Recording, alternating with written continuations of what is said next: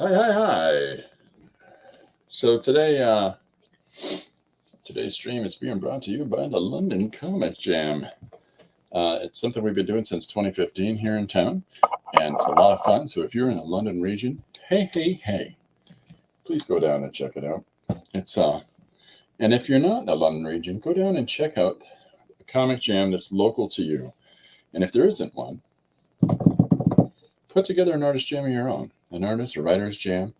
Just something that gets people together and gets creatives working on projects at the same time.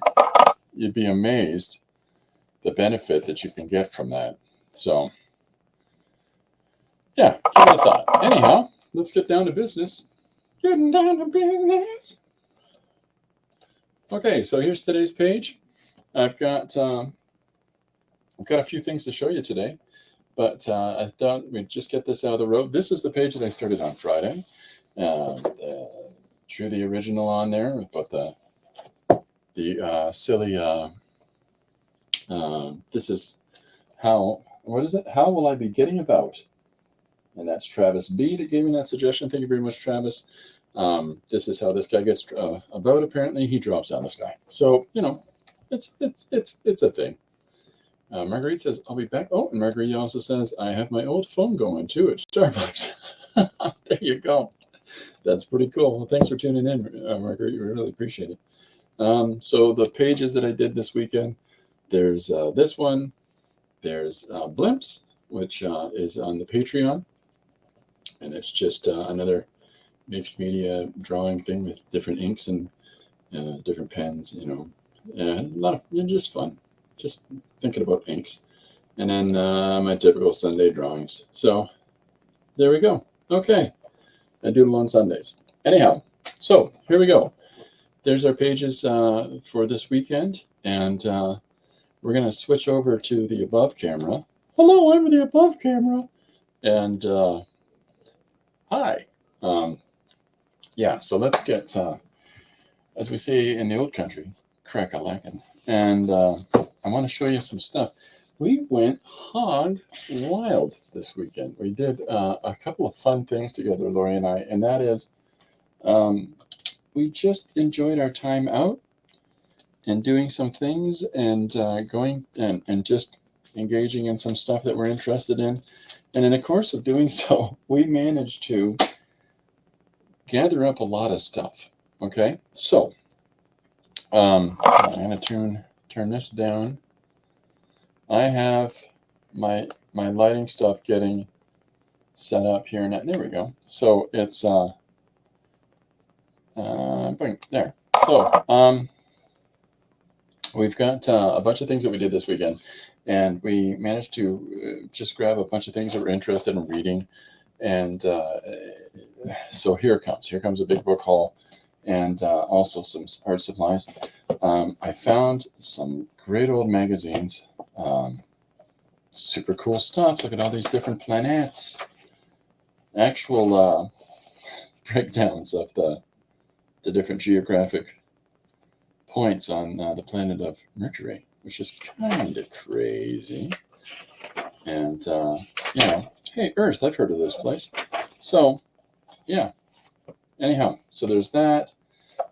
There's Notre Dame, hieroglyphics, archaeology in general, just so many source images and interesting things to inspire. If you can find books like this, please do for yourself, because there's so much you can get out of them. Marguerite says, I had a dream there was a large blimp in the sky in 1995. I made a pair of prints. Jean Collet. That's awesome. That's awesome. I love that. I did a piece years ago called Traveling Circus, and it's about how when I walk down the street, my mind tends to take everything in and break it down into you just sort of catalog stuff, so for story ideas. And I just love the idea of blimps flying overhead. I don't have any of that here in London, Ontario, but or whales. It's a little random, but that's me. I got up this morning. These things happen. Here's a cool old Air and Space magazine from 2015, and it's just all about some fantastic stuff with the International Space Station, ISS. And, a bunch of other creative endeavors and creations of the last so many years. There's a cool old book on archaeology in Canaan, the history of Canaan, and, good stuff. So then this is just some magazines that I grabbed, and I've got a whole bunch of different brochures and with cool maps and breakdowns of events and other things to go and do. But, we went to a number of locations, and I got to show you this. This is the scariest clown on planet Earth. Hi, kids. Give me a hug. Grrr. Look at that. Oh, geez. The St. Thomas had a circus that was touring and stopped at St. Thomas. And while there, this absolutely massive, major record-holding elephant for its size got hit by a train. And so they have so much, so many products have been produced over the years. So many things are named after Jumbo in St. Thomas. They even have a gigantic replica of it.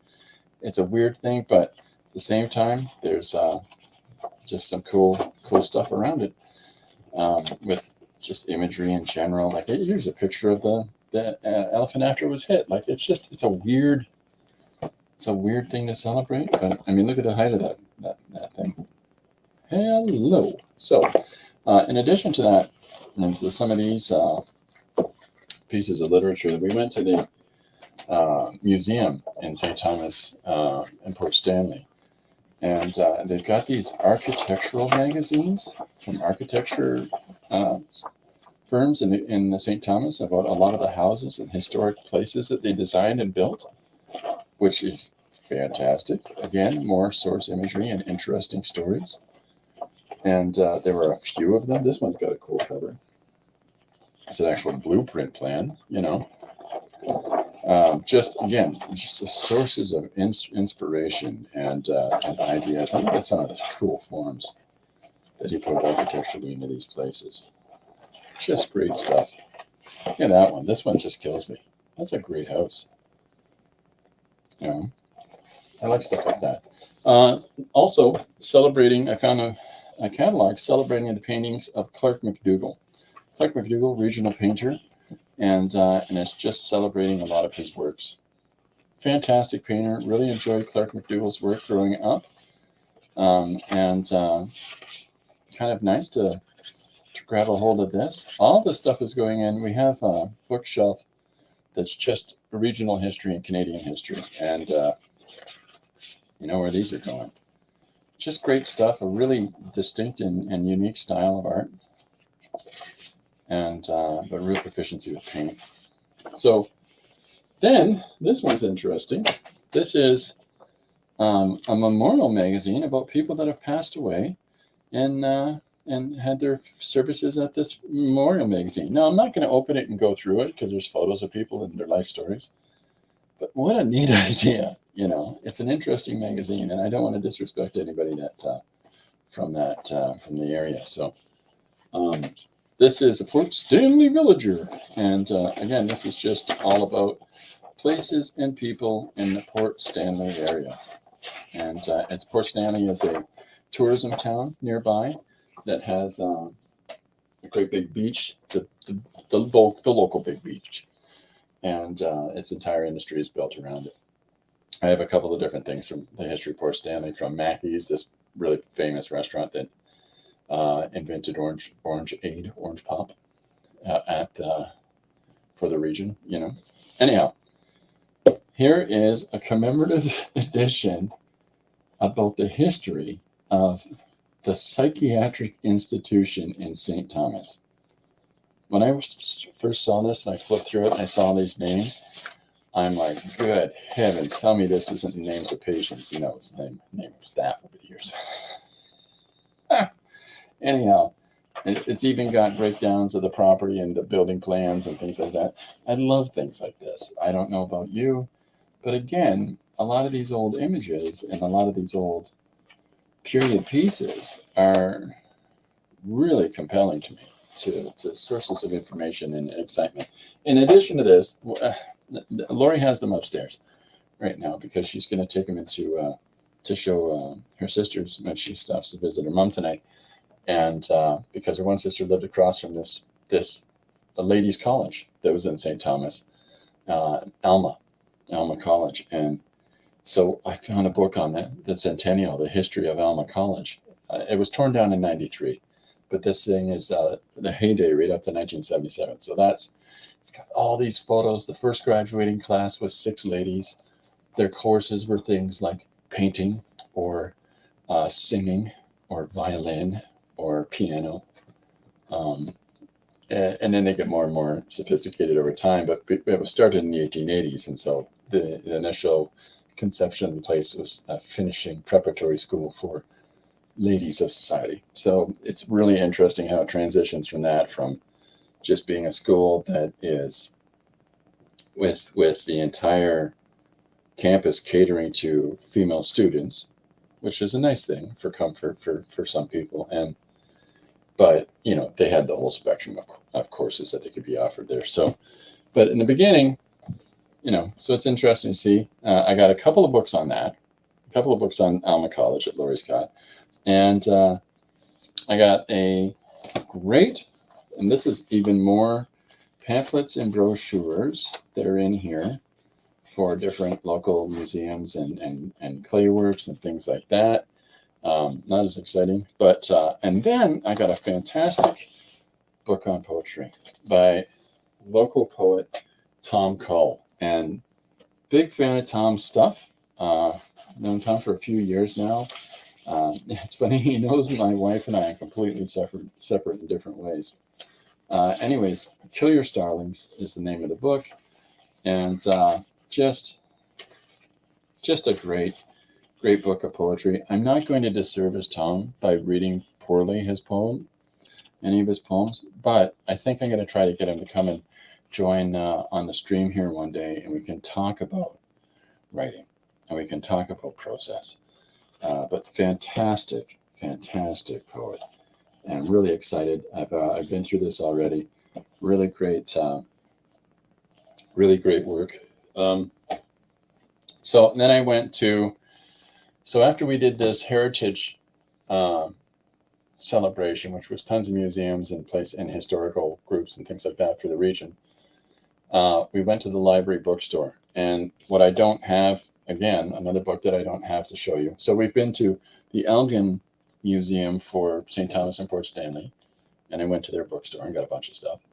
And then we did the heritage celebration for London and region, and I got a bunch of stuff from that, including Tom's book, which is fantastic. But then we went to the library bookstore, which is clearing out books from the shelves and stuff like that, and I just hit it. The one book that's missing that I will show when I get a hold of my copy of it is that I have. It's called The American Illustrator, and it's a book on Norman Rockwell that is this thick, and a good 1.5 inches, and it's all of his illustrations and all of his paintings reproduced in this book, including fold-outs. My mother-in-law's taking a look at it right now, and when she's done looking at that, I'll put it in the stream and show it. Hey, Jim, welcome aboard, sir. Hi, Mariah. How are you? Okay, that's great. Everybody's stopping in, saying hi. So this is a book I got on painting and drawing, and it's just a processes book. Now, I've been,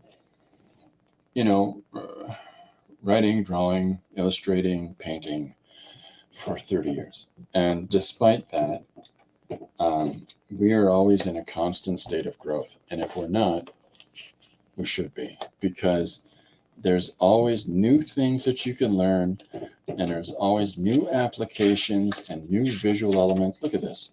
Look at this way of illustrating houses, right? I'll hold it up. Let me get the other camera in on it. Hiya, Paul. Welcome aboard, sir. I'm trying to keep up with everybody. I'm sorry. So here, I'll pull in on this image. Look at the way of interpreting houses through geometric form.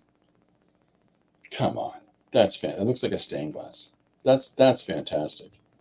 So this book is really great. It's pocket sized. Well, if you got pockets my size. And masking, fluid usage, blending, tone paper, alla prima, all kinds of different applications that I'm going to enjoy going through this book.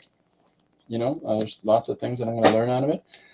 I got a photography field guide. I got 2 books on photography. The other one is upstairs, and but this is the more complete one about processes and and tools and how we can use those tools in the right way, so that I can improve my my camera situation here in the studio. So I'm going through these first. These aren't the first ones I want to look at, but these are the ones that I'm looking at first, because I'm really trying to get on top of this to make this a more fun experience for everybody that comes out and joins me. Oh, what do we got? Paul says it's either a really small book or really giant hands. Can't both be true. Anyhow, here's a fantastic book, Top 100 Sci-Fi. And I didn't buy this this weekend. However, I did find it this weekend, and it's 100 sci-fi films as voted by somebody. And so many great things in here. And there he is. It's not the Tuma. Yeah. I'm pretty sure that's the film. That's right. Here's something fun in the sun. This Sherlock Holmes, complete Sherlock Holmes, all of the pieces printed in the Strand in the short novel, all the Sherlock Holmes, and 37. So it's got all the Sidney Paget illustrations. This is an illustration by Sidney Paget. I got this book when I was 12, and I loved this book. And I read all of the stories of Sherlock Holmes, and I really, truly enjoyed them. First thing that happened, of course, was the cover. The wraparound cover on it got ripped. That drove me crazy. And then the entire book got a coffee spilled on it and ruined the pages, and all that were stuck together.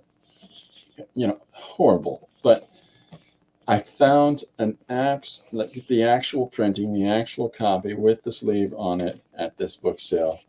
And I got this beauty for $6 Canadian, which is like a nickel American. And I'm going to be reading some Sherlock Holmes once I get through the photography stuff. And, the Norman Rockwell book, let's be honest. I don't know. What do you want to see first? Here's the last 2 to show you. Which one? Fun City Cinema, or Postcard Age? What would people like to see first? Because these are both really pretty. Oh, and then I got some art supplies to show you. If anybody has a vote? No? Okay, well, I'm going to pick for you. This is, the Postcard Age, Mariah says. There you go. Thank you, Mariah. So, this is selections from the Leonard Lauder collection, who has, look at the thickness of this book. He has a massive, absolutely massive collection of postcards, and tracking the history of them. I wish I knew a good way to place my camera to show my drawing without me bumping my hat on it. Oh, I'm going to be able to help you with that, Paul, as soon as I read this book. This book is incredible. Now, this one, I've got another postcard book as well, like a bozo I left upstairs, on the history of postcards. This one is talking about the absolute heyday of postcards. And it's so great because it's got reproductions of, there's the Rue d'Exposition and Paris. Look at that. It's like a replication of Seurat. But these postcards that are reproduced through here, I'll just flip through it. There, you are the man I want. There you go. There's so much that could be done with this. I'm really hard pressed to leave this book intact and to not cut it apart. I'm going to be honest. But it's, there's the Kaiser Wilhelm biting into the earth, So it's World War I era. There's all kinds of industrial development, World War II eras in here. There's one in here about women being fined if they're caught on the anywhere off the beach in swimwear. Or was that in the museum? I can't remember. Anyhow, look at all these really great. There's Bauhausian works. Look at some of these. Look at that. There's Nouveau. It's Bauhausian, right? Bauhaus. More than just a band. There's a bunch of Beardsleys. Like there's old Falstaff Cola. Where's that beard? I think it's beer. Yeah, Falstaff beer. That's the same thing. Blimp disasters. I did a page today based on looking at these doodles. This is such an incredible book with so many incredible images. And I'm really looking forward to sitting down and spending some time with this. And yeah, see, here we go into the Beardsley, right? Or that period anyways. Deco, look at that. That's Secessionist era deco too. Wow, so much great stuff. Ladies, there's a lady in the moon, or it's a gentleman in the moon. Look at that, that's great. Oh, there is a lady in the moon. That wasn't crazy. 1910. So, absolutely interesting book. Paul says, I love coffee stain pages. I like them when they come apart. Mariah's got big eyes. There we go. So this is phenomenal. I can give you the ISBN if you're interested. And I found this at Chapters Indigo, whatever you call it, wherever you are. 978-0-87846-787-7. And it was printed in Italy. And then this, I buy the stupid heavy thick books. That's how I roll. This is about the history of films being made in New York. And just ways that New York has been depicted and things that were happening at the time. And New York City, the movies that made it. Anybody tell me what that's from? Huh? Free drawing for whoever guesses that film. Look at that. This is things that we don't get in boring old bland, small city, London, Ontario. Look at that structure. Right. So just all kinds of stuff, talking about early development. This is 1920s it starts in. Oh, Joel said, it's a time. But early films, this is 1920s is pre-talkies. And then we get into talkies by the end of it, right? But then we start going into 20s pieces. Here's the talkies. There's what's this guy's name? Big Monkey. Captain Monkey, that's what it is. And just different views of the Empire State, the Chrysler Building. Like just so many impressive things, impressive works, and behind the scenes processes. There's a behind the scene of King Kong. There's a behind the scene of telling Faye Dunaway how to act in the palm of Kong. Such great. Paul says, taxi driver. Nicely guessed, sir. Nicely guessed. You talking to me? Anyways. So there's the struggle, 31. Nothing sacred. There it is. Look at that. Colonel Lombard. Right? I can't watch this film easily because I'm terrified of heights, which isn't easy when you're 5'18". You never look off curbs. Never look down from a curb. But the guy up in that building and that having his lunch, I couldn't do it. Here's just more and more great things. You see the development of the center of the city over time through all these films. And it's just great. There's some Billy Wilder films in here. So much stuff. The Fugitive, the Bowery Boy. Ron the Bowery. I think the Bowery Boy's in here too. There you go. Look at that. Midnight Cowboy. You don't get to guess that one. It was written on the inside of the page.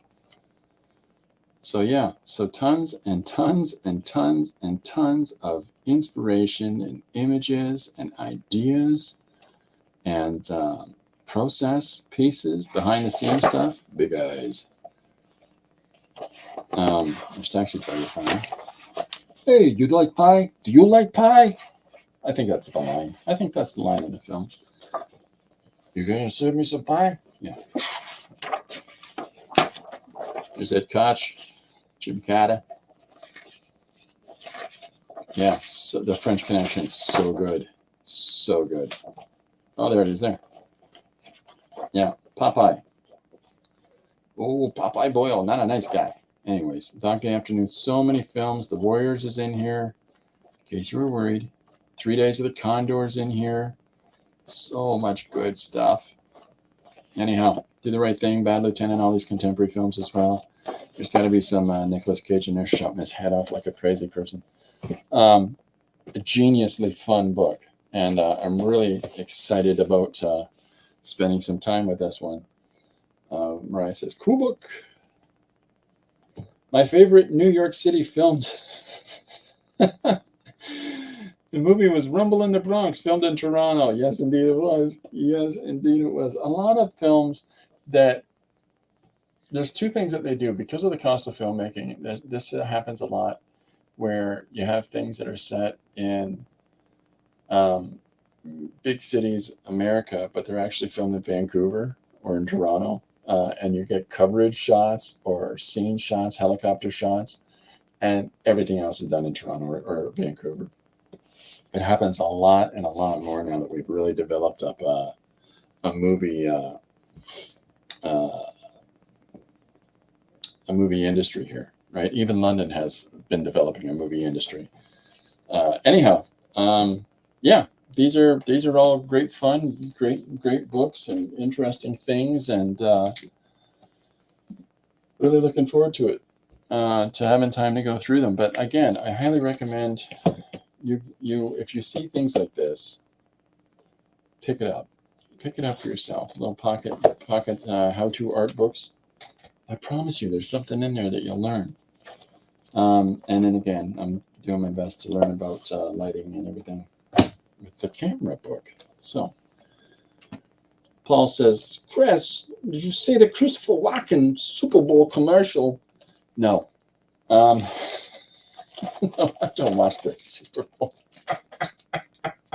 I'm an art nerd. Anyways, I know that a lot of us watch the Super Bowl thing, even though that you're artsy nerds too. But I went book shopping. I went book shopping, and then I heard two guys behind the counter at a bookstore talking about what's the football score. And that's when I went, oh yeah, the Super Bowl's this weekend. Okay, so I also got a couple of things. I got some toothbrushes, which doesn't sound like a big deal. I have been using a little travel toothbrush, and so this part of it would fold over and tuck inside this part of it. And I've had this toothbrush for almost 30 years, and I broke it the other day. And so that now this part of it's only this big. So I went and bought replacements for it. There they are. Aren't they exciting? Their name are his and hers. And yeah, there's that.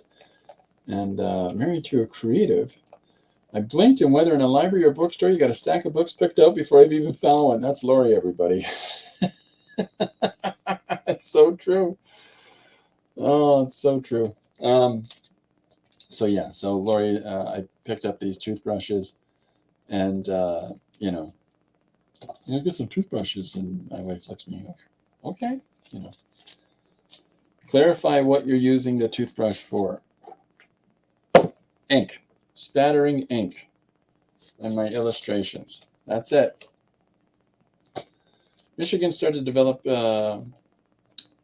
movie industry for a bit. We changed governors, it got squashed. Hello, Lori. It's the second one. There you go. Thanks. That's very nice of you, Mariah. Okay, so I also bought this. And again, this is one of those things that makes my wife pause and wonder what is wrong with your husband. This is a bunch of stencils and of different shapes. Here's some ambigles. And this is seasonal, right? This is, yep. maybe summer. Here's some vehicles. All of these are, maybe I'll use them one day. And Lori PM Artist Studio is Mariah. Just so that, and then big pink waving hand. But some of these geometric forms, I know that I'll get too close, and then we've got some text, you know, small and big, right? And a little bit of flourishes. And I know that for a fact, I'll be incorporating all of these little stamp, motifs into illustrations and pages. I've already done that once, and in the page blimps, and I'll pull that up. In this page, there are the 3 gusts of air. There's the 3 little sweeps of air in the center of the page. Just a little design element that I threw in there. That is from one of the stencils. Also because I just wanted to use a stencil, right? Paul says, I think Road to Perdition was shot here, among others. Probably was. The book takes place there. And then we've got, there's Mariah and Laurie meeting each other.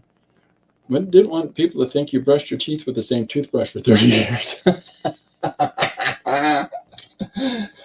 Brush your teeth round and round. Circles drawn up and down. Anyways, if anybody knows that song, I just aged you.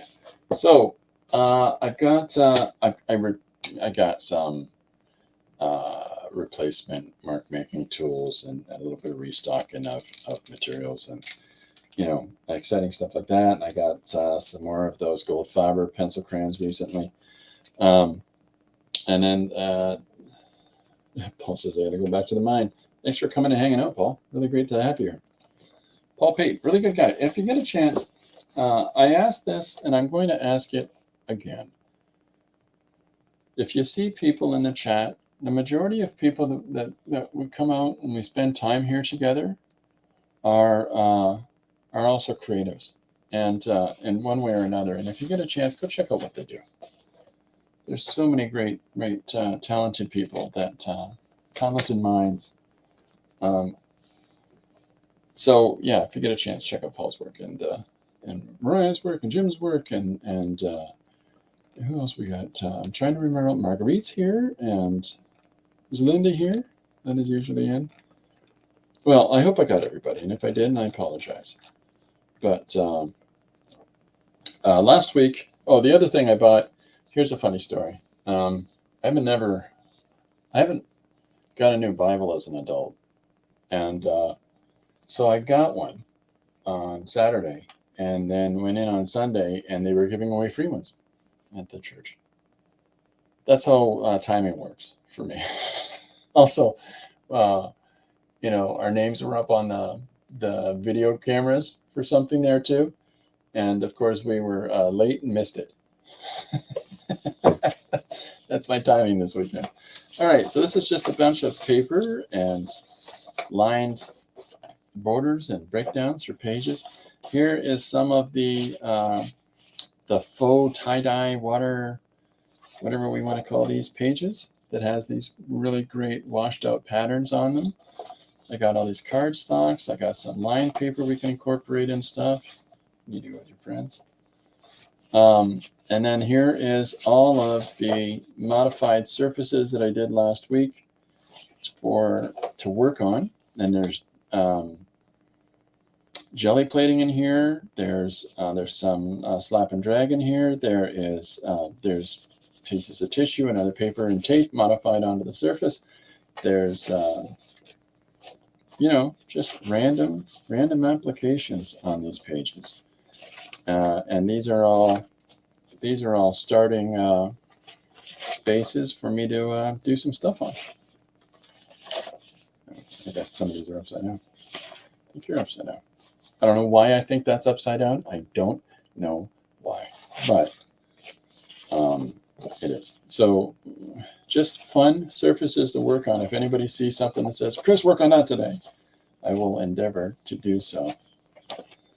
but lots of fun textures that I'll pull in on the other camera, so maybe you can see some of these really fun textures a little bit more, and little patterns, and there's so much in here that I really enjoy a lot of that, and I'm going to mess it up by going over it. So Mariah says, I like that one. This one? I think you're talking about this one. Okay, I'm going to pull out to the other camera. We'll figure out which one. Lori says, such a talented community here. Indeedly do. Yes, indeed. Really impressed by the work that everybody's doing. Mariah on her stream this morning, if you get a chance to check it out, was doing a really, really cool, really wonderful seal of a seal. You have to tune in to see what that means. There's just a couple of lines. This is what I was referring to, by the way, this morning, Mariah. Put a brown line along the side, just inside the exterior edge. And that will balance the value of the other side of the image. My phone just detected, but my hand is too close. Uh-oh. Just some scribbles and abstract doodles on a page. I'm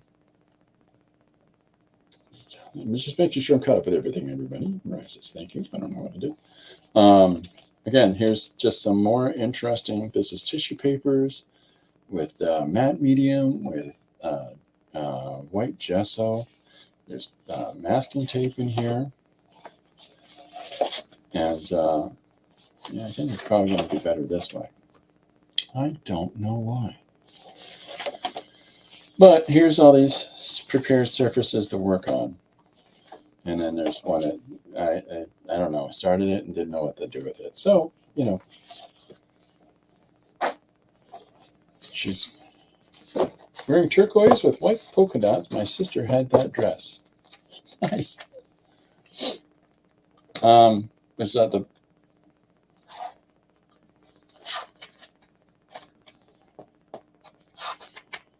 oh, there you go. I think I made P happy. There was sanding involved. Oh, well, there we go. Is this the one that you meant? Or is there, or did I miss it? Is there a specific one? I can flip through them quick. It's going to let me because they're cardstock and some of them are hard to move.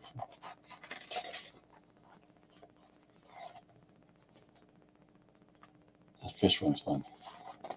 This is tissue paper on here. The thickness of some of the cardstock makes it impossible to flip them.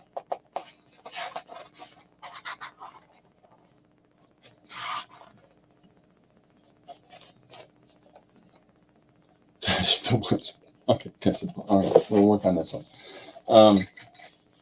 Yeah. So, yeah, this is a fun surface, a fun start to a page. Now, let's see. There's this underlying blue in here. I showed some pages last week. I showed some original pages, and I showed a bunch of paintings of forests, and it was on this Bristol paper, right? Really thick stuff, the stuff you buy in the big sheets and then cut down. And they had blue acrylic and black acrylic on them and some stamping. But this is the same paper, so you can see the black, the blue up here and the black down here.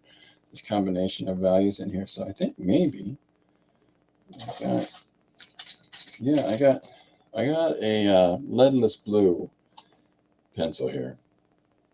Jim says white gesso, yet another great band. I think they opened for Yes on the Union tour. Is that right? Is that a real name, White Gesso?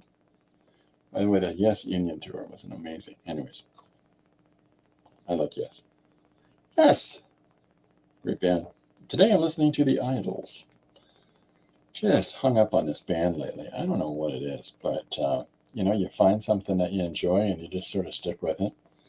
Okay, so we've got the page here. I put a line down the center of the page because the division of pattern here from here is interesting to me.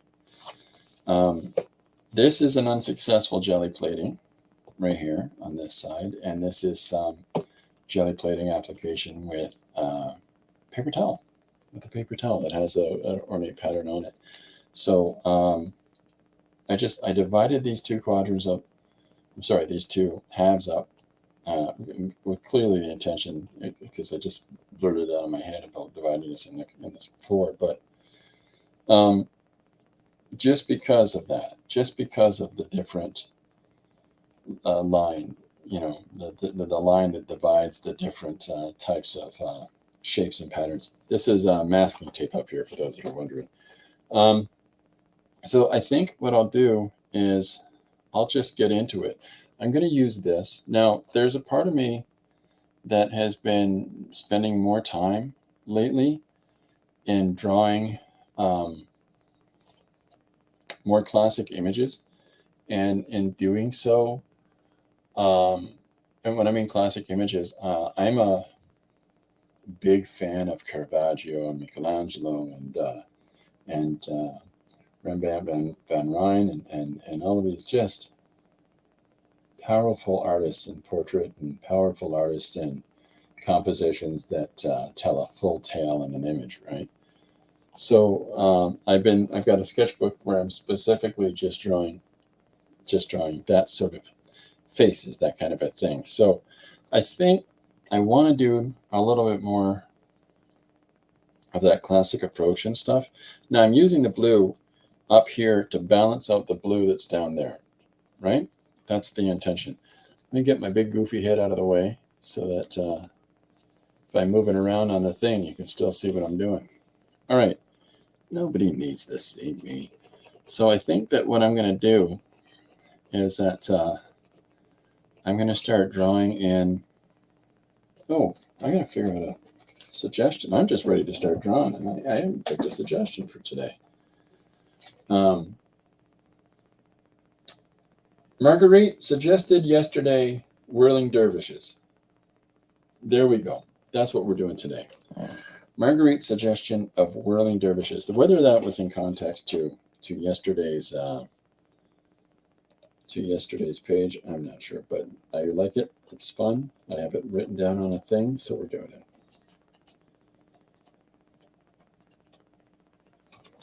So let's just get right into. I'm going to grab a Posca, which is a little, you know, and you know what? I think I might do this with ink, with white ink. Yeah, this got some juice to it. So grab a brush. He says while pushing himself 4 feet away from the table. So I got a brush here, and I got this little container of Winsor Newton ink, and I've got this leadless, this no lead blue pencil crayon that I'll use as well. And so whirling dervishes is the suggestion for today. And let me write this down because I forgot to.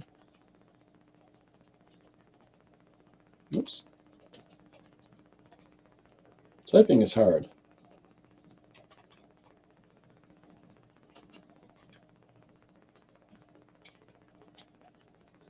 I have to check if I wrote form or not. One of our sons always signs his cards form Chris. So whirling dervishes is today's suggestion, and that comes from Marguerite. Thank you, Marguerite. So yeah. Anyways, so what I'm going to do is I'm going to put. I'm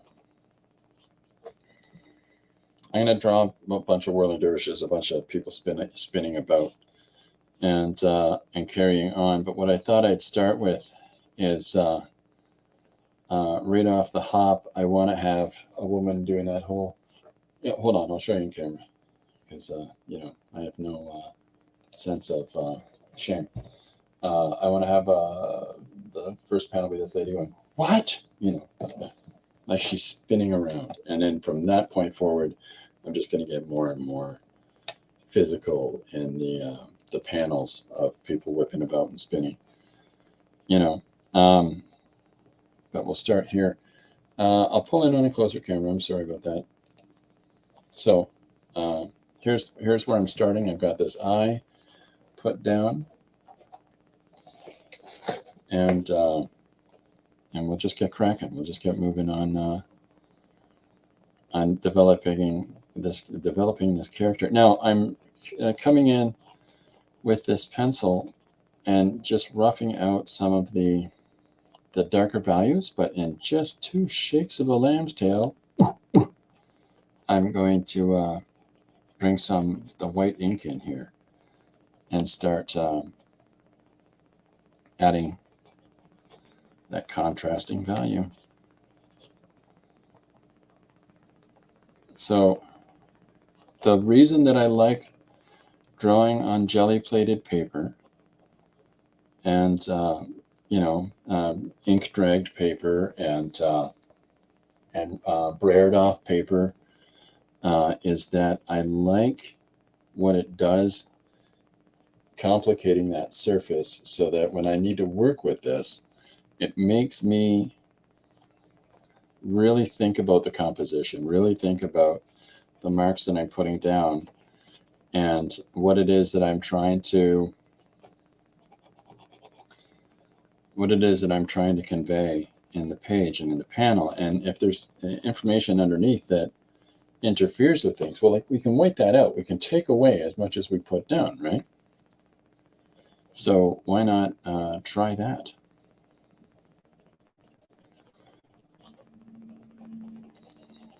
So, I'm just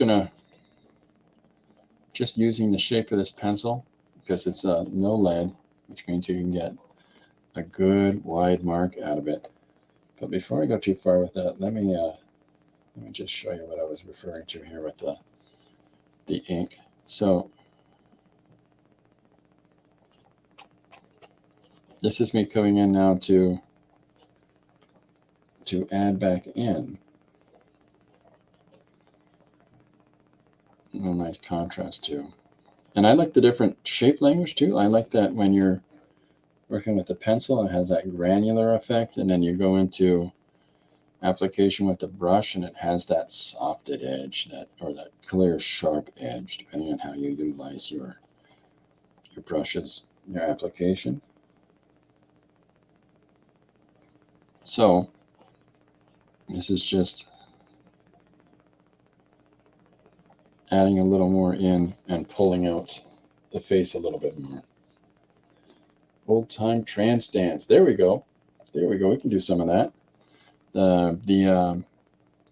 Is it Dutch? Is it the Dutch dancing disease? Anybody know about this? The Middle Ages thing? It's a real problem. They can't figure out why, but people were dancing themselves to death. People were just caught up in this fervor in a small city. I think it's in the Netherlands, and people were dropping. People were dropping from dancing. We get up to some weird stuff as a social organism.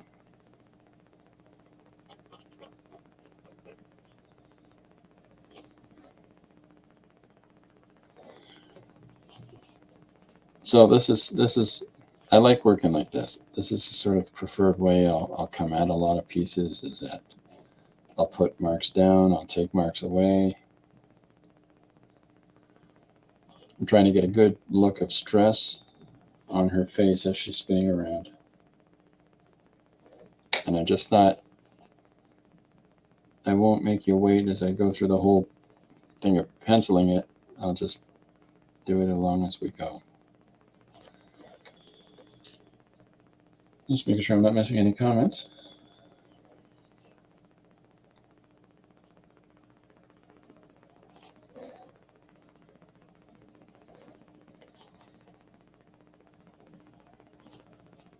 And so the way I'm going to have the suggestion of movement is with her hair. Kind of looks like Terry Garr. No, sorry, one of my cats is yelling at me to come in. I don't know if you can hear Corbin or not. But I close the door because the dehumidifier I have outside my door is noisy.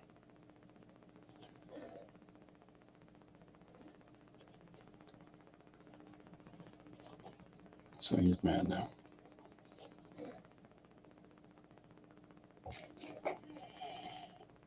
I think he managed to just open the door. Yes, he did. Right. Kitty there. Oh, yeah. He's a lunatic. He'll be shouting at me again in a second.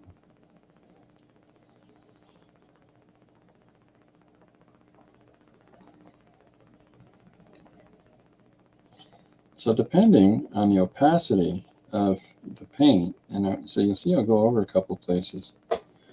Again, just to bring up that value a little more on the white, a little more emphasis point. And so because it has more of a clear, opaque white to it, it does pull up away from the rest of the face. What?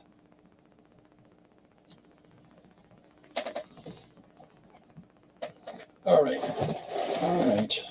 There you are. You get him his seat.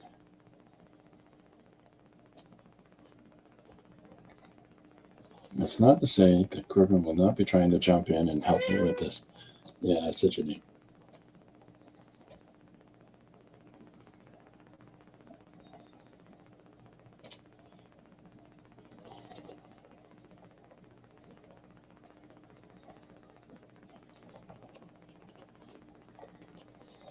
There we go. We're starting to pull this together now.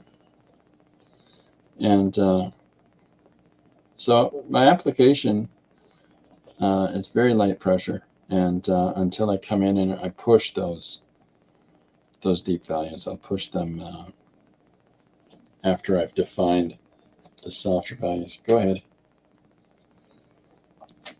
Come on. Hurry up. Okay. There, he's having his moment. I told you he would. If a cat suddenly appears in the camera, I don't want people to be afraid. It's not a new haircut. It's not Attack of a Monster. Well, it is technically, but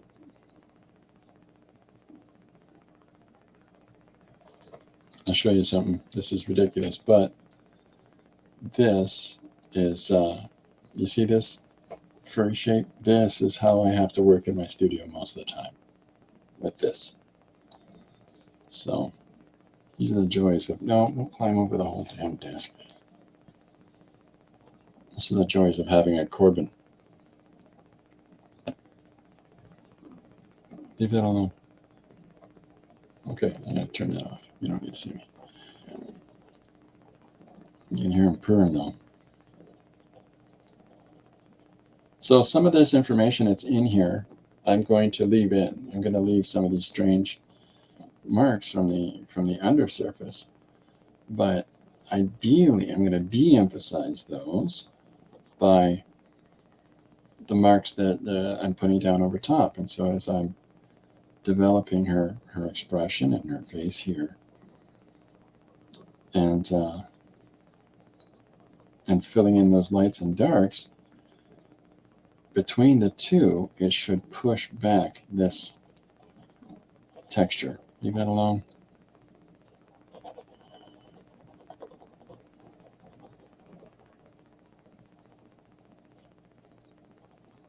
So Corbin sits like this and bothers me all the time. Mariah says, oh, it's a yellow tabby. I had a yellow tabby named Winky. Winky's a great name. We have two. We have Baby, and who is 15, and she's really tiny, and she's a grump. And then we have Corbin, who's 11. But he's young. He seems to carry on like he's a young and dumb cat. That's your bud.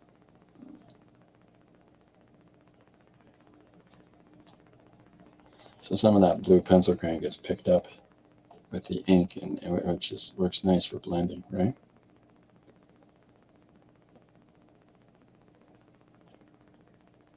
With Corbin,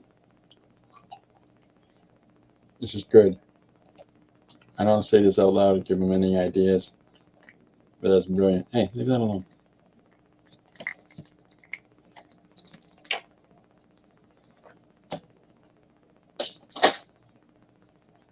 Well, there goes the tunes. Corbin decided that my headphone cord was far more interesting to him as a chew thing than me listening to music. So, and like I said, he's a helper. Okay, so I'm starting to get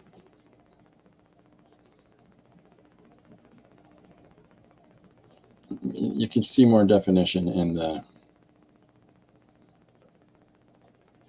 character here. You can see ideally the concern and the fact their head's spinning a little bit. That's my hope.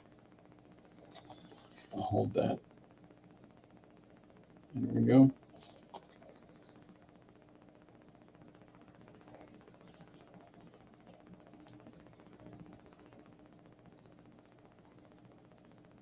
So tonight we got the London Comic Jam.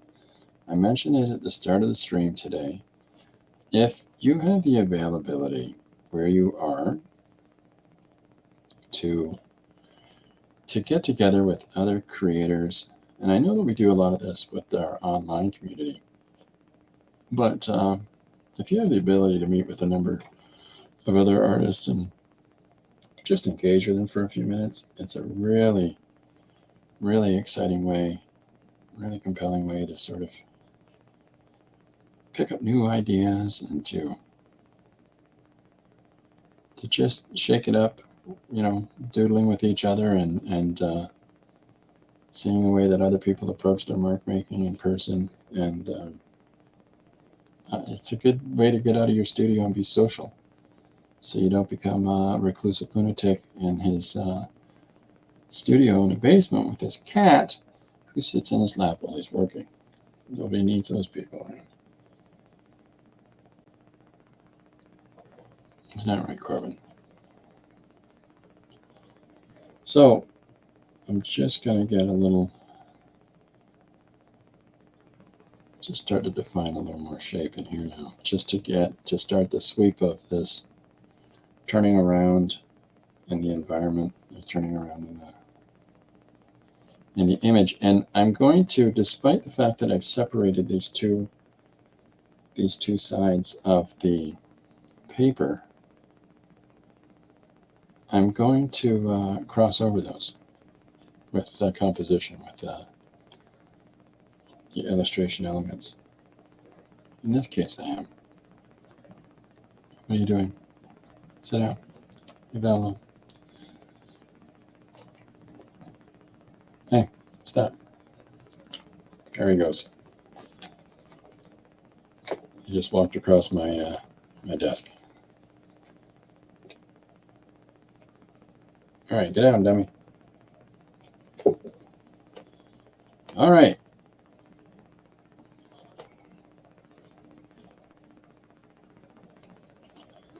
And the reason that I'm going to do that is so that it ideally implies more movement, right? It's ideally going to imply a sense of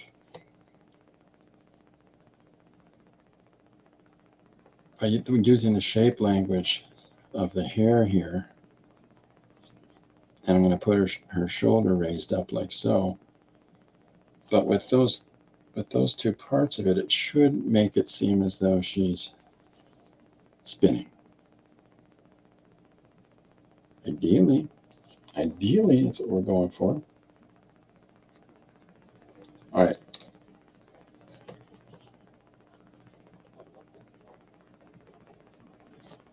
I just put my brush in my mouth, was covered in ink, was again.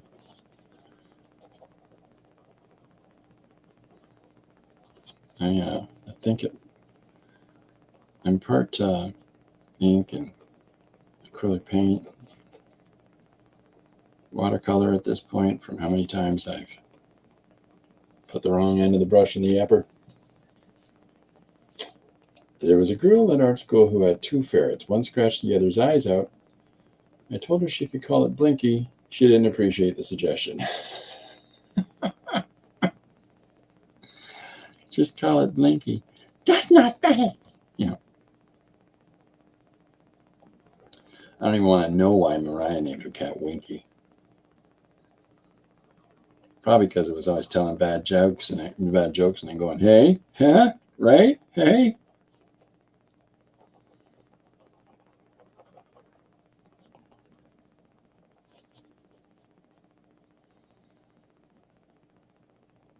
Oh, Sigourney Weaver-ish, maybe.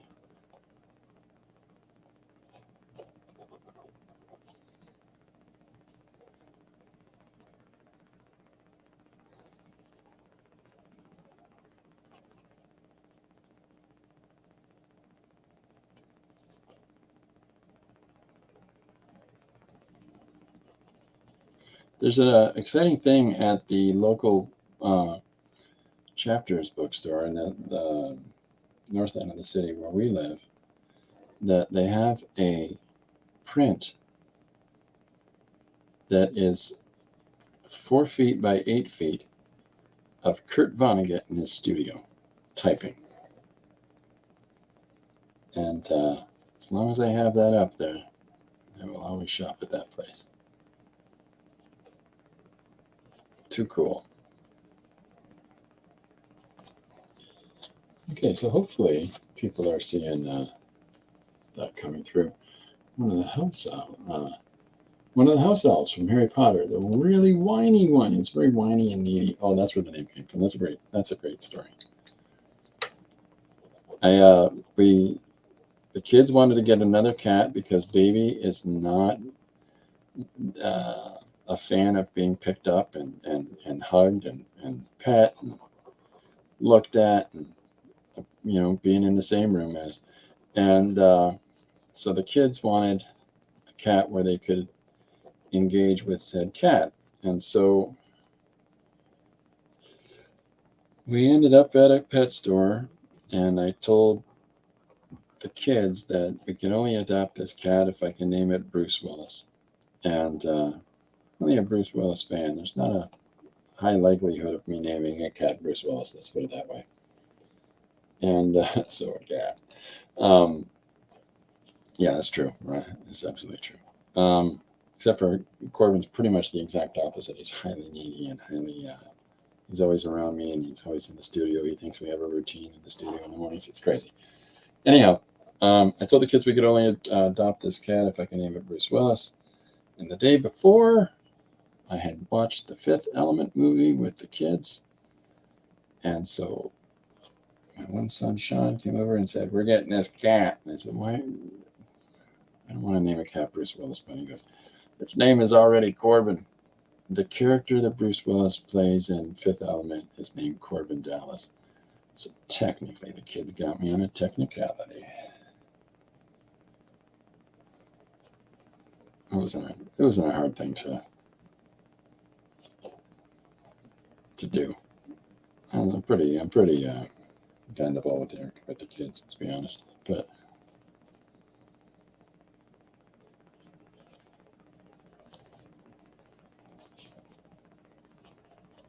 so I got to push this hair up at this end.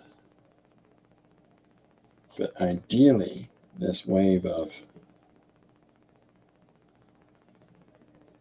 moving hair should ideally translate as somebody turning a boat. Mariah says, I love Bruce Willis. Fifth Element is one of my favorite movies. Mila Jovovich is awesome. It's also awesome. Multipass. So whenever my two sons, or at least my oldest son and I, whenever we've ever presented ID, we always hold up our ID in front of us, and we always do this. Multipass every time. every time.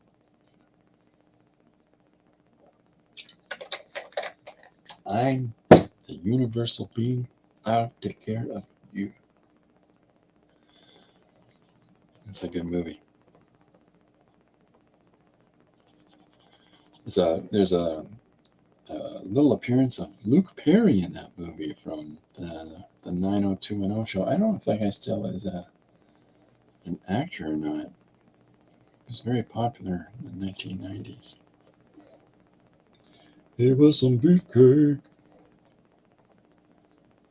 All the ladies liked him.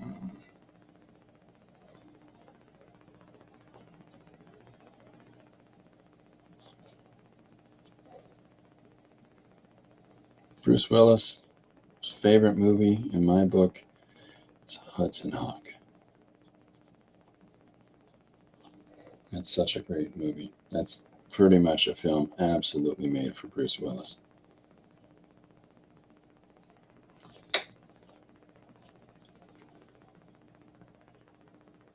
Who died? Bruce Willis died? When did that happen?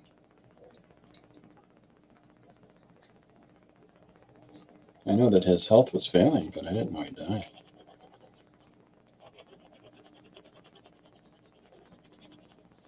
All right, so I've got some blue watercolor here. And we have the technologies to utilize it.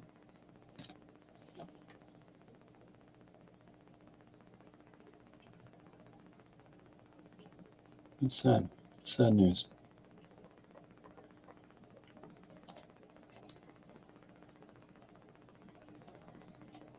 Well, this will be interesting if he did pass. Oh, the actor Luke Perry died. Oh, I didn't know that. I'm sorry for the big Luke Perry fans out there if I upset anybody. I was unaware.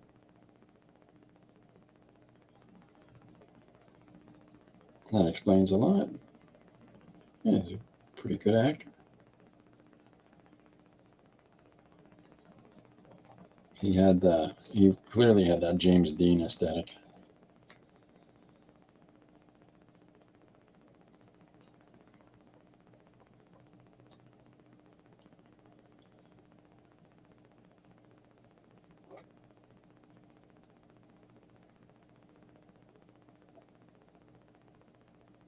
So I'm just cutting some value shapes in here.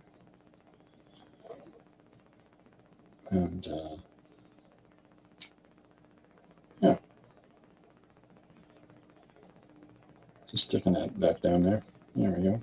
So this is the Zorn palette that I use. It's a sienna vermilion.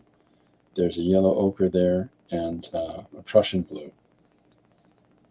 And I do a lot of stuff with this palette. Bruce Willis has a form of dementia, but is still alive. Yeah, I knew he had the dementia, but some people, when they develop dementia, it takes them very quickly. So that's why I thought maybe you were confirming that he passed. Okay, so I'm coming in now with this Posca and throwing in some really tight opaque lines and values here.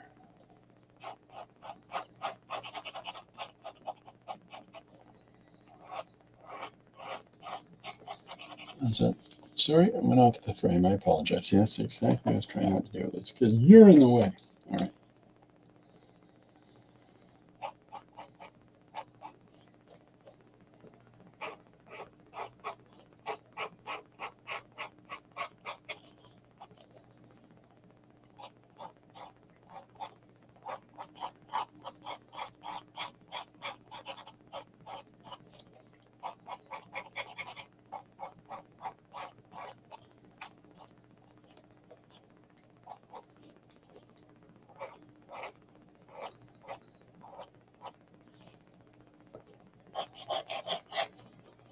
We got some of these. Ideally, some of these white lines should be popping at this point. If they're coming across correctly. I mean, they feel like it to me, but that's because they're wet and reflecting the light in front of me. So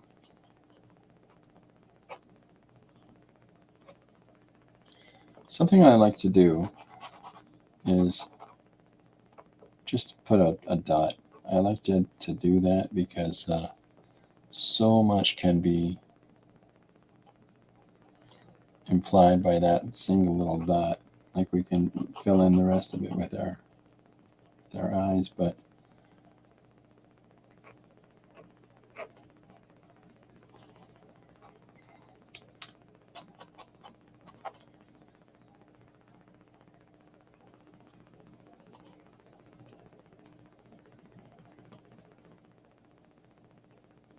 Just a little more tightening up of the information. Sharper lines.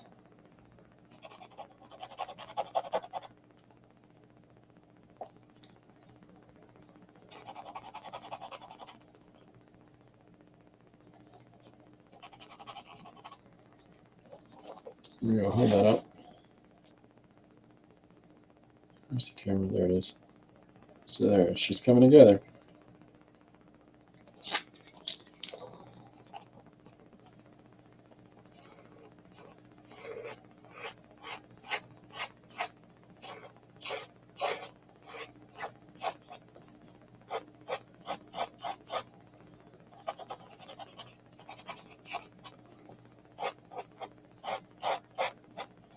So I initially had an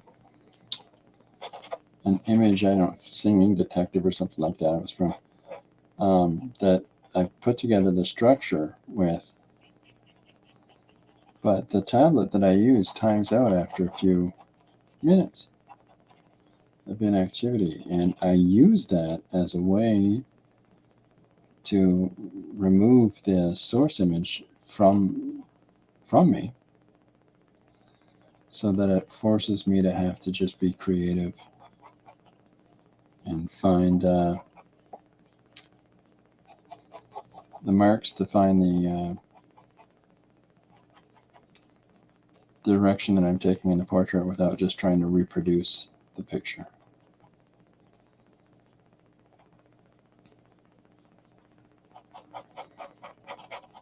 It's a ridiculous way some people think, but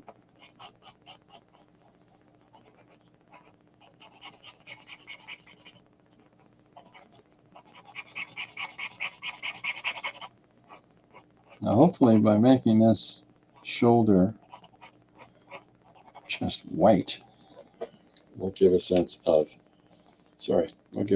closer and farther.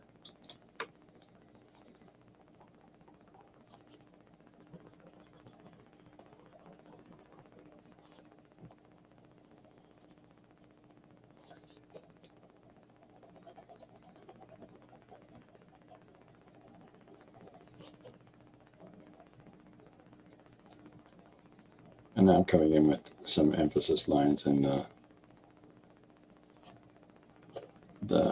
darker blue, and that's just pressure that pushes that blue.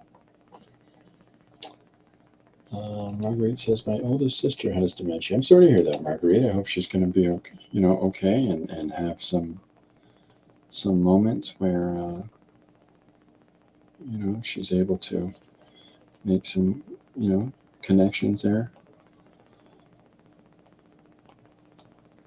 One of my aunts does right now, and she has some moments. She has some moments of clarity that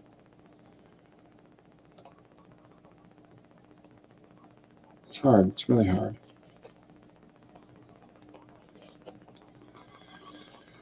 So let's see if this works. I'm going to, as I'm putting these blue lines down,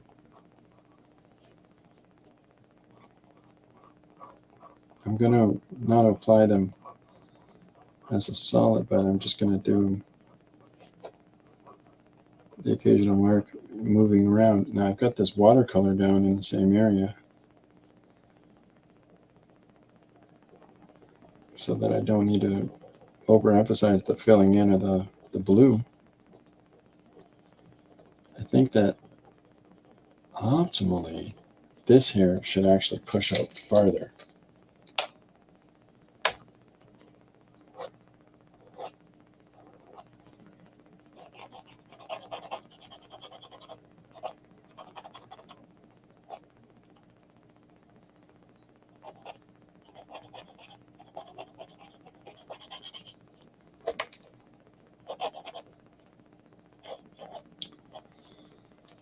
Well, so the visual language, as I go around this page, I'm going to try to connect, like, Stevie Nicks spinning around on stage, movement in the characters that implies, that they're whirling about. And so So hopefully that will connect visually to the way that I've drawn her in.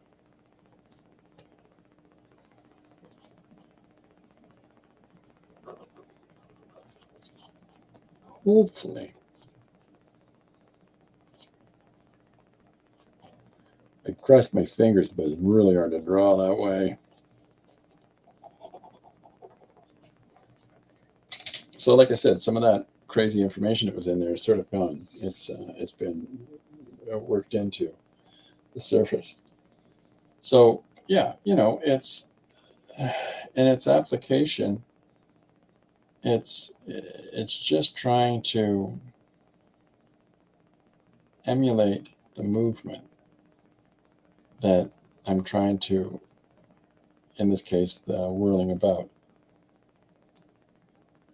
And we'll see how it goes. We're going to try different things, but it's we'll get the dancers in there. I know that the whirling dervish is a dance, so I'll try to get some of those dancers moving through the image.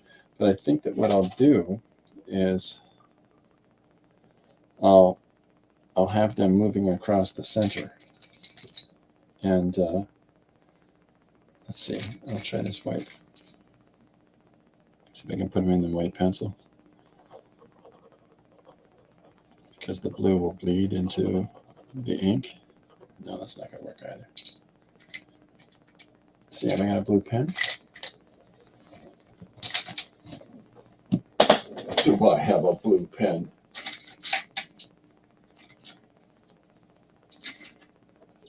I do. So,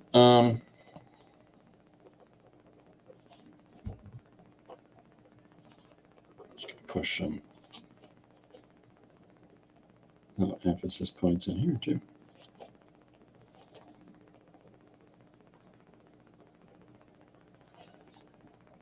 I don't know how much difference that's making for you guys, but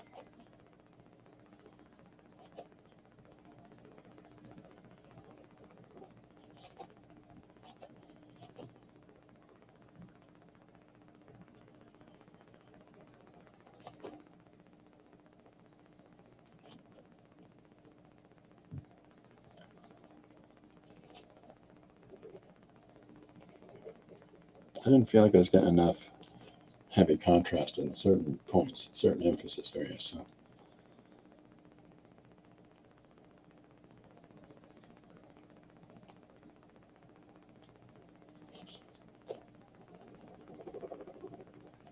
yeah, she kind of got like an Anne Margaret vibe.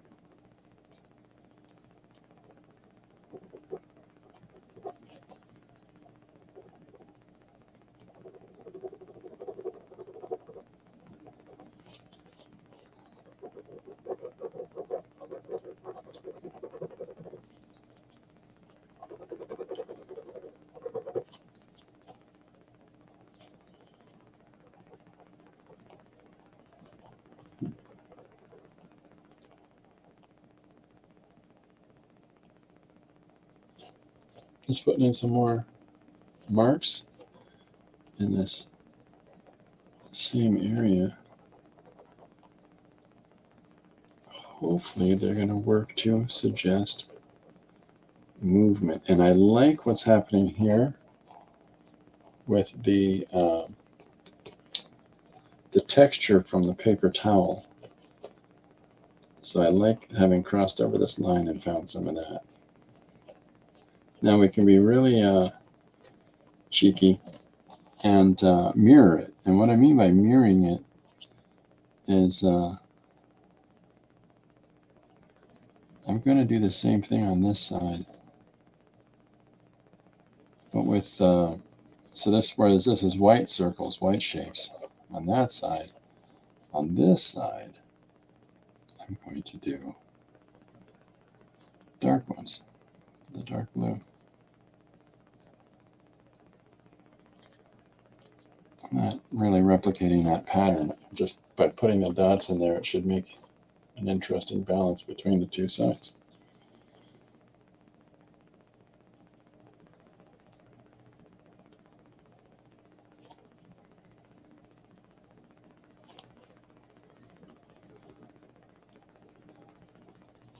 we can come in,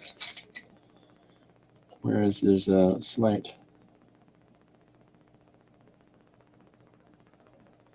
blue edge or light edge around the, dark edge around the light marks. We're doing a light edge around the dark marks.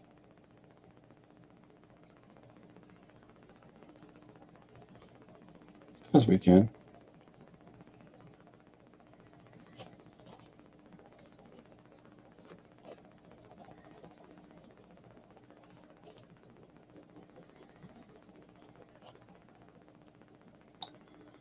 And some more directional lines.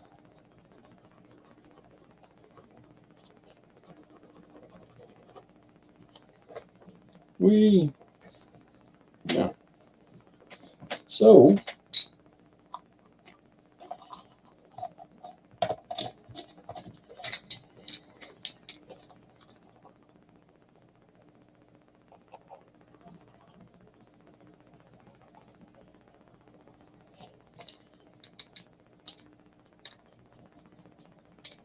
clearing the edge of this Posca brush off. Picked up a little blue. That's better. Okay. All right, so we've got, this is our first panel, and I think that because we've got black here, we can utilize some black into the composition as well. But I just want to put some spinning forms right here. And just trying to think about, I'll use this jelly roll. So I hope people found the book haul video interesting. It's exciting when we find things that engage us and inspire us creatively. And I'm not one who believes in he who has the most toys wins. But if there's stuff that I'm sourcing that I can pass on to you, if I can example that to you so that in your own way, you can take from that what you find interesting and find something similar, or find a copy of that yourselves. And if you're going to utilize it in whatever your projects are that you're working on, and that's great. So I'm just drawing one of our first dervishes here, and I'm going to have a few of them in this environment. So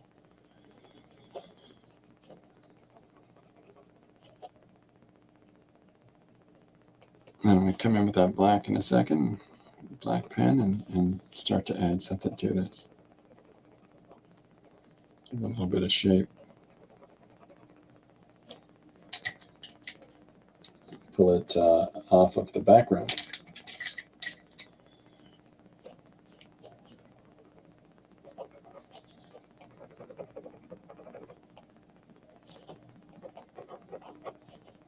So I'm not doing complete lines, and I talk about this from time to time. I'm not drawing like a nice solid line across the bottom.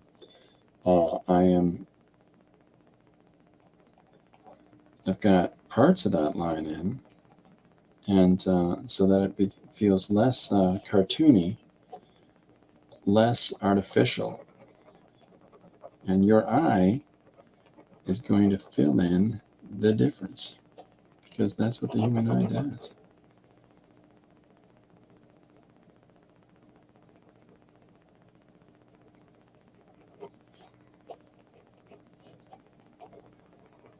So using this black pen here,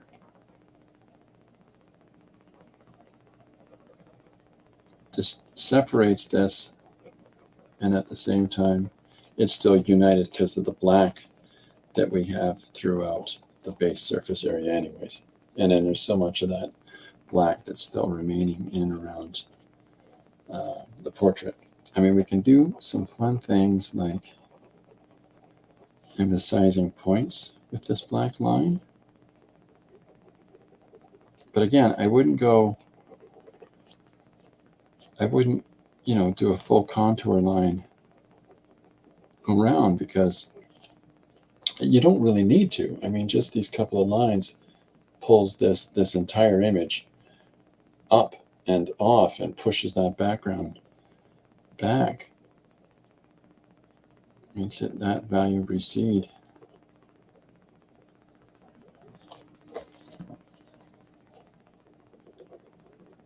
Just play, experiment. You'll find some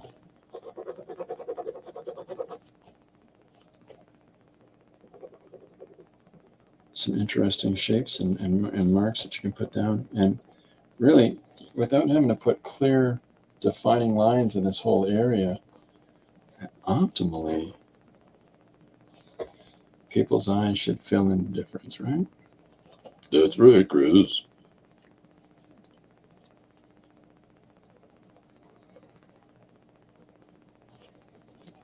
See, I haven't continued the black through the entirety of this space, but it pushes itself into that dark blue area, and without overwhelming it. If I put the whole area down as this solid black here, then it would just become too overempowering, right? So I've got dancers going in.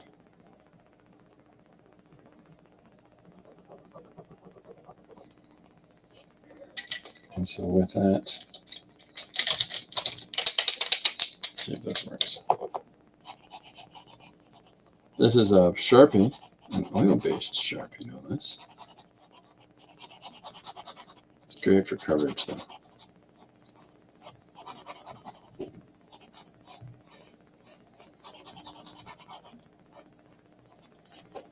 So without it being a solid opaque white,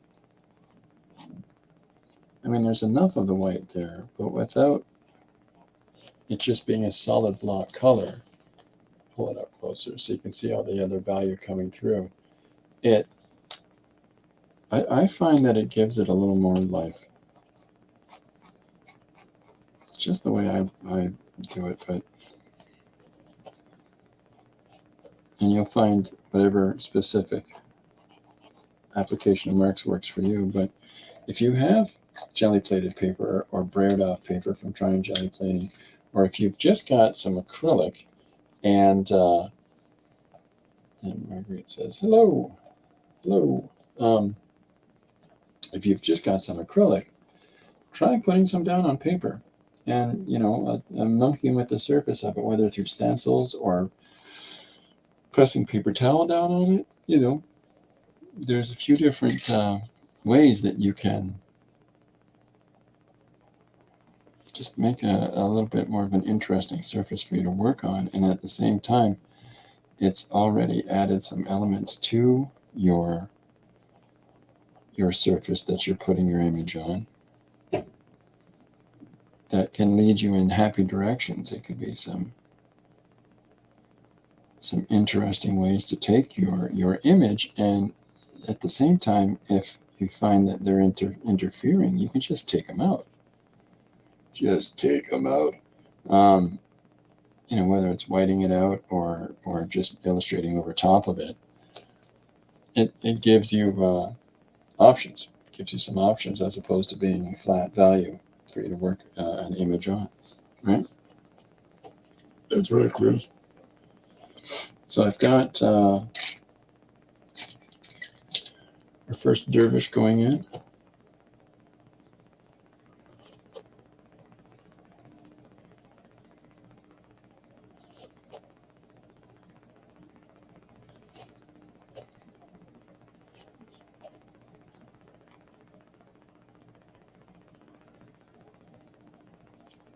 There we go.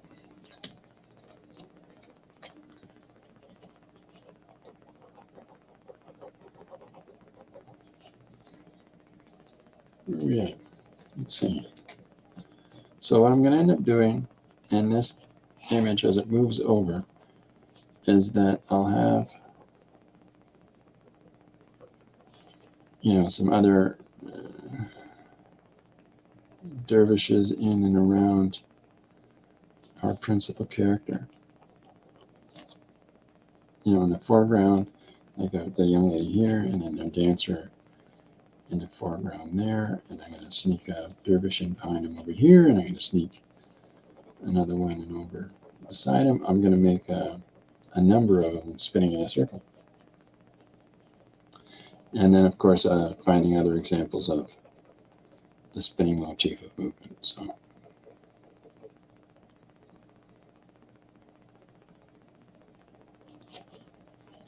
So it's a little abstract when I'm first putting some of these marks down. I recognize that. But that's going to be a person. I'll hold that up. So there's our second and third person and behind. I'm building it up in the light. And I'm about to put in the dark right after. So I don't necessarily want foreground ones to touch.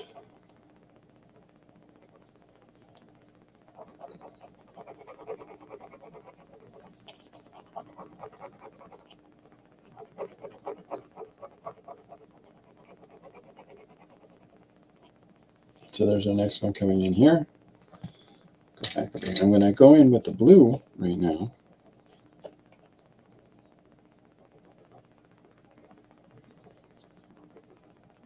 And define in some of these other characters here. It doesn't always have to be the same color we use throughout, as we're intimating different parts of our image. We have this underlying uniform approach to value. So we've got white, blue, and black in this case. And clearly I can apply yellow as well.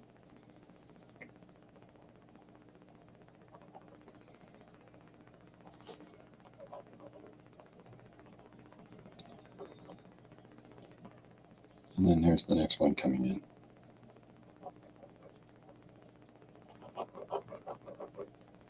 So yeah, little yellow outlines or little yellow highlights in here really work to our benefit because of the yellow that you see in the composition already.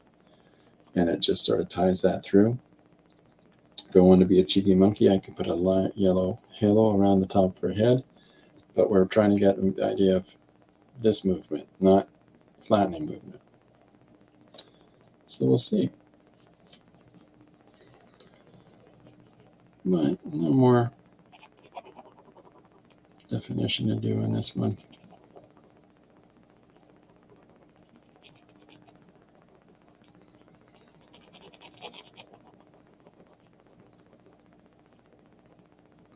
It's a fun suggestion today. Thank you for that, Marguerite. Yep. Black pen. Black pen. Black pen.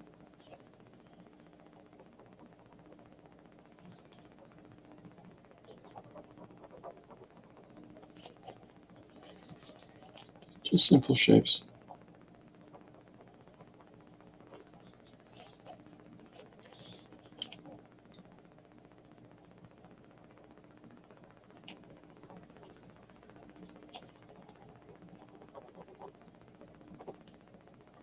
Getting in another one over there. Okay, well, there's the start of our thing. What do we got now? Around an hour and a half already. Wow. So we got the start of our thing all laid out and a couple panels here. And I'm just going to continue this motif throughout of the spinning and turning. So I hope people find this interesting. Anyways, I'll be posting this for tomorrow. I'll be back tomorrow at 2 p.m. And on tomorrow's page, if you've got suggestions that you want to give me, feel free to do those in the chat. Feel free to do those in the comments for the video here, or in Instagram or Facebook. You can see the original art as well as the finished pages in the Patreon. And, it's a lot of fun. But I like working from random ideas and trying to come up with an entire page on that.